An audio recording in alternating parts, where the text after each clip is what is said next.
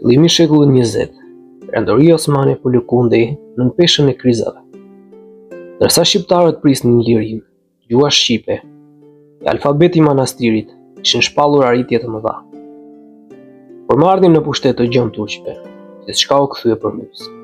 Taksa të reja, rekrutime të detyruara, çarmatime me dhunë, ndjekje të klubeve shqiptare, goditjen kundër shkollave shqipe. Në Kosovë, mlefi po bubullinte. Populli nuk do të duronte më, dhe kështu filloi një nga kapitujt më të lavdishëm të historisë shqiptare. Në pranverën e vitit 1910, pas shumë provokimeve të pushtetit osman, shpërthejnë kryengritja e madhe. Në mars dhe prill 1910, forcat shqiptare mblidhen në Junik, Gjakov, Mitrovic, Llap, Vuçiter dhe Pej. Udhëheqësit kryesor Idris Seferi, Isa Boletini, Hasan Prishtina. Rebelimi fillon me protesta të armatusura ndaj taksave, refuzimin e shërbimeve ushtarake, bllokimin e rrugëve. Një grup shqiptarësh rrethon një batalion osman në Babin Most. Pas 2 ditësh luftime, garzioni osman detyrohet të tërhiqet në Prishtinë me humbje të rënda. Ky ishte sinjali se shqiptarët nuk do dorëzoheshin. Pranvera e vitit 1910 sjell 2 nga betejat më të fuqishme të historisë shqiptare. Beteja e Kaçanikut, mira kryengitës shqiptar, mbyllin Grykën duke bllokuar hyrjen e 40.000 ushtarëve osman të ardhur nga të gjitha anët e perandorisë. Idris Seferi i prin kësaj beteje epike. Luftimet zgjasin ditë të tëra. Mira ushtarë osman bien në pozicione, ndërsa shqiptarët riorganizohen në male. Gryka e Karalevës. Po atë vit, një tjetër betejë shkundi Kosovë. Zhon turqit dërgojnë 100 batalion. Shqiptarët, të pakët, por me zemër të zjarrt, mbajnë qendresën titanike. Edhe pse më pas detyrohen të tërhiqen në malin e Shalës dhe Malësisë, po ta kupton se Kosova është e pathyeshme. Edhe pse kryengritja e vitit 1910 u shtyp përkohësisht, shpirti i shqiptarëve nuk u thye kurrë. Në pranverën e vitit 1911, shpërthen një tjetër revoltë e fuqishme në Malsinë e Madhe, e cila ndikon drejt për drejt Kosovën. Kosovarët ndihmojnë me armë, njerëz dhe organizim. Ata e dinë se lufta e Malsisë është edhe lufta e tyre. Shqiptarët artojnë dhe marrin ndumën e Greqës me 12 pika, me program kombëtar që kërkon autonominë e Shqipërisë në kuadër të perandorisë osmane. Dhe pse gjën turqit reagojnë me reprezalje, jaka lirisë po rritej.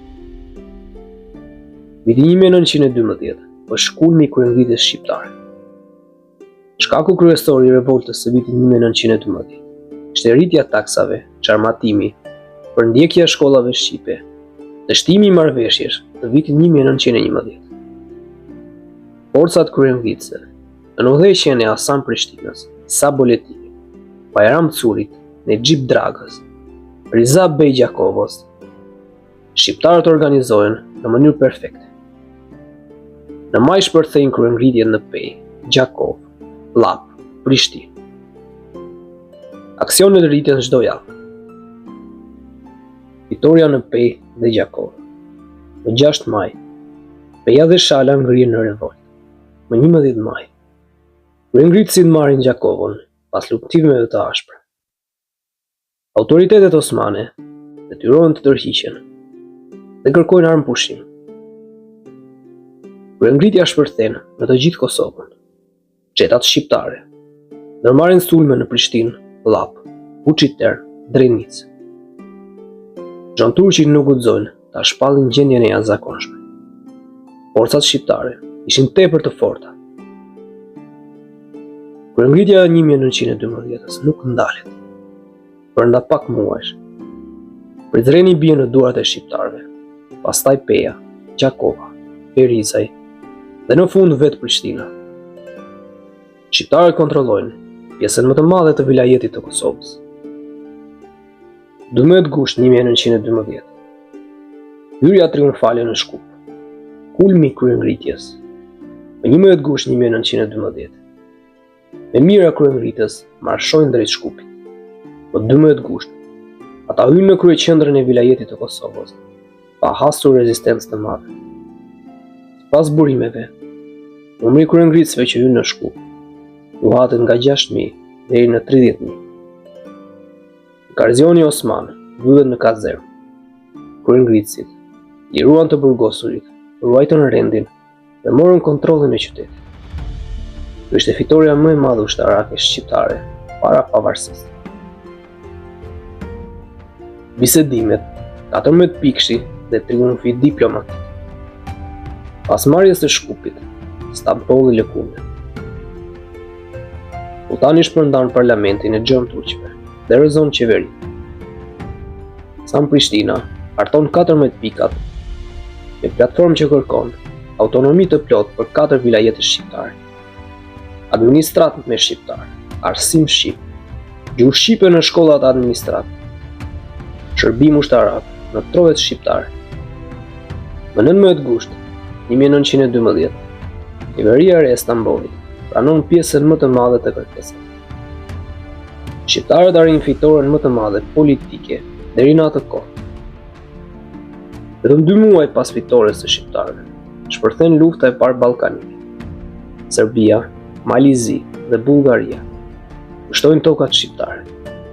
Kosova bie në pushtimin serb, por kryengritjet e 1910-s dhe 1912 ishin treguar një të vërtetë. Shqiptarët ishin një komb i bashkuar dhe i gatshëm të luftonte për shtetin e vet. Ato kryengritje ishin preludi një miqëstet e nëntorit 1912. Kosova 1910-1912. Nuk ishte thjesht një seri kryengritjesh, ishte një revolucion, një ringjallje kombëtare, një thirrje e fuqishme për lirinë. Nga Gryka Kaçanikut te Shkupi, shqiptarët treguan se nuk do t'i nështroheshin askujt. Ato kryengritje nuk do të kishte pavarësi. Ato ishin rruga, gjaku, zjarri që ndezën 28 nëntor.